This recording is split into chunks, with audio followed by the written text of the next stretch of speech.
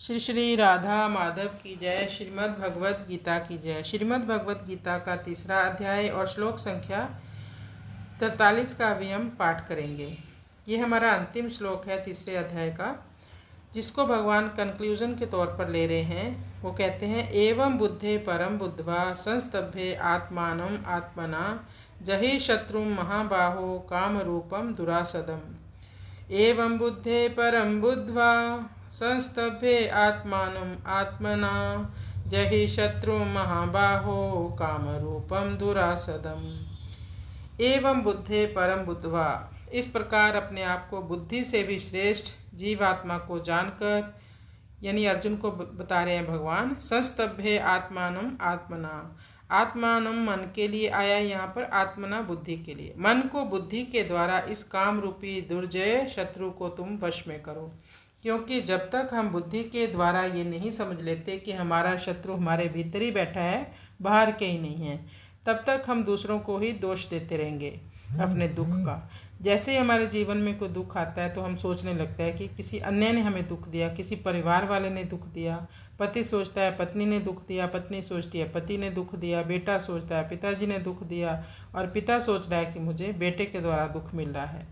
पर हमें दुख कोई नहीं दे रहा। दुख कौन दे रहा है? हमारा मन। हमने ये सोच लिया, हमारी ये सोच बन चुकी है। कई ऐसे व्यक्ति हैं जो हमेशा प्रसन्न रहते हैं, वो हर स्थिति में खुश रहते हैं, क्योंकि उन्होंने मन को वश में कर लिया है।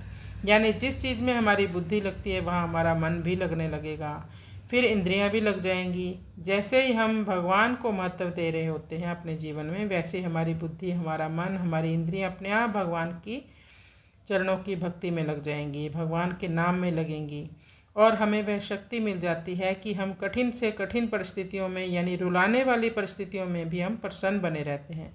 जैसे बड़े बड़े सिद्ध हरिभक्तों को आप देखते होंगे, सबके जीवन में हमेशा ही खुशियाँ नहीं रहती, कभी कठिनाइयाँ, कभी सुख, कभी दुख, ये चलता रहता है। तो बड़े बड़े सिद्धों को भी ये प्रारब्ध के अनुसार दुख झेलने पड़ते हैं, लेकिन वो हरिनाम के सहारे अपनी नाव को बड़े आराम से निकाल लेते हैं इस भवसागर से।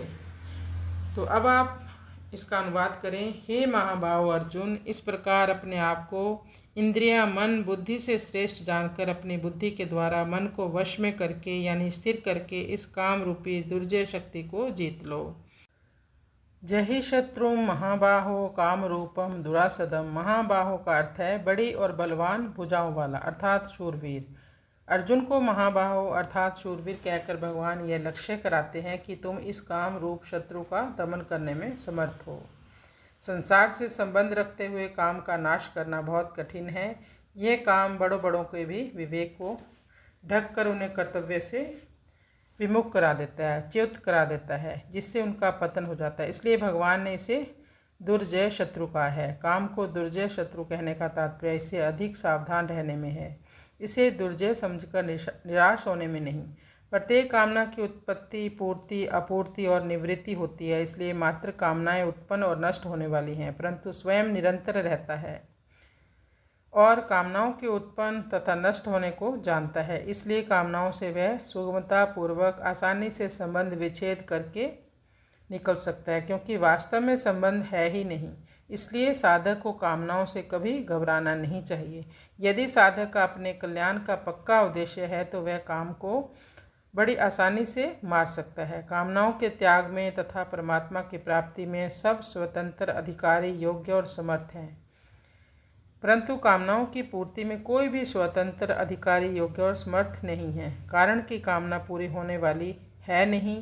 परमात्मा ने मानव शरीर अपनी प्राप्ति के लिए ही दिया है।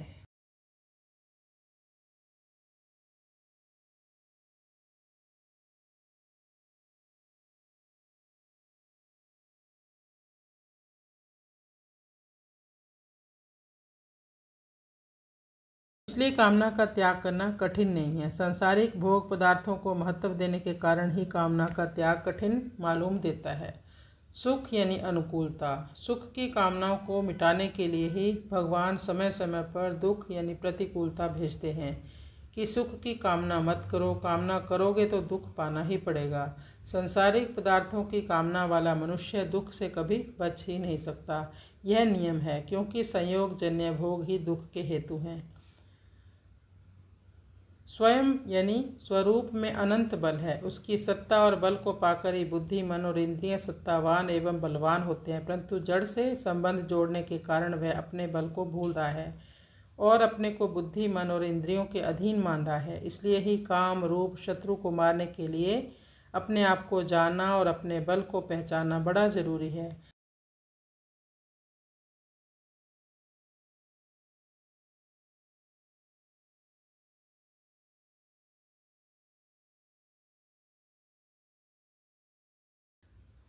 काम क्या है? काम जड़ के संबंध से है और जड़ में ही होता है। ताद आत्म्य होने से वह स्वयं में प्रतीत होता है। जड़ का संबंध ना रहे तो काम है ही नहीं। इसलिए यहाँ काम को मारने का तात्पर्य वस्तुतः काम का सर्वथा अभाव बताने में ही है। इसके विपरीत यदि काम अर्थात कामना की सत्ता को मानकर उसे मिटाने की चेष्टा करे तो कामना का मिटना कठिन है, कारण कि वास्तव में कामना की स्वतंत्र सत्ता है ही नहीं। कामना उत्पन्न होती है और उत्पन्न होने वाली वस्तु नष्ट होगी ही, यह नियम है। नई कामना ना करें तो पहले की कामनाएं अपने आप नष्ट हो जाएंगी। इसलिए कामना को मिटाने का तात्पर्य यह है कि नई कामना ना करना।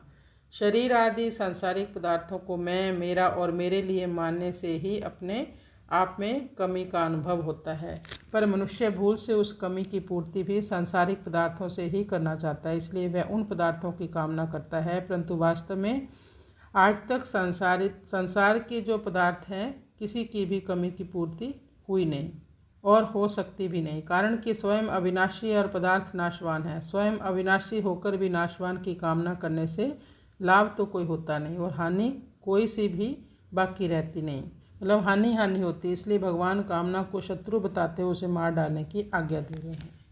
हरे कृष्ण कृष्ण कृष्ण हरे हरे, हरे राम राम राम हरे हरे। सब छोड़ दो भगवान पर, वही करने वाले हैं।